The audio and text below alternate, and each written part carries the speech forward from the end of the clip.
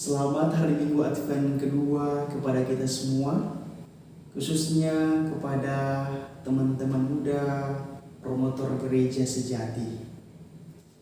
Damai sejahtera kepada kita semua. Perkenalkan, saya Frater Rafael Kalitaran. Saya adalah calon imam projo Keuskupan Amboina. Geretanya Amboina di mana? Itu di Maluku. Nah, saya adalah frater tingkat 6 atau mayor 2. Teman-teman muda yang saya kasihi dalam Tuhan kita Yesus Kristus, hari ini adalah hari Minggu Advent kedua, dan bacaan-bacaan kitab suci yang akan kita renungkan hari ini akan memperlihatkan kepada kita bagaimana menjadi murid Kristus yang militan. Menjadi murid Kristus diberitanya kepada kita, kaum berjubah, saya maupun Anda sekalian, pasti bertanya, menjadi seorang yang berjubah apakah sulit? Tentu semua akan menjawab sulit, sukar, butuh perjuangan untuk mendapatkan jubah putih, jatuh dan bangun, dan bangkit lagi dan sebagainya. Istilahnya itu mau mengindikasikan bahwa menjadi murid Kristus ada syaratnya. Teman-teman muda yang saya kasihi, bacaan pertama Nabi Yesaya bernubuat tentang hadirnya figur atau sosok yang akan menyelamatkan, yang akan membebaskan bangsa Israel dari perbudakan, dari kesesatan dan sebagainya. Dalam bacaan kedua, Rasul Paulus menegaskan bahwa menjadi murid Kristus bukan hanya lewat perkataan, tapi juga lewat perbuatan. Dan terlebih yang mau ditekankan di sana ialah kesetiaan sebagai murid Kristus itu sendiri.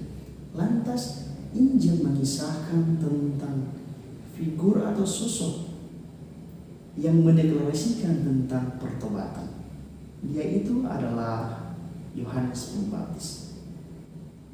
Satu momen, satu peristiwa di mana ia memandangkan deklarasi tentang bertobatlah, sebab kerajaan surga sudah dekat.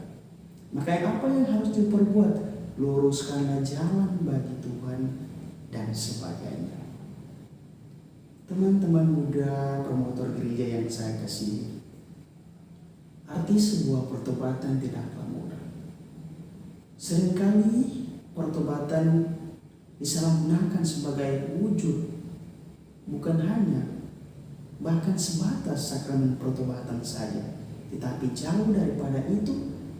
Mau dilihat pertobatan bukan sebatas sebuah perkataan, tetapi sebuah aksi, sebuah momen di mana lewat perbuatan, lewat cinta kasih, lewat kesatuan antara kita dengan Allah adalah bentuk pertobatan yang sejati.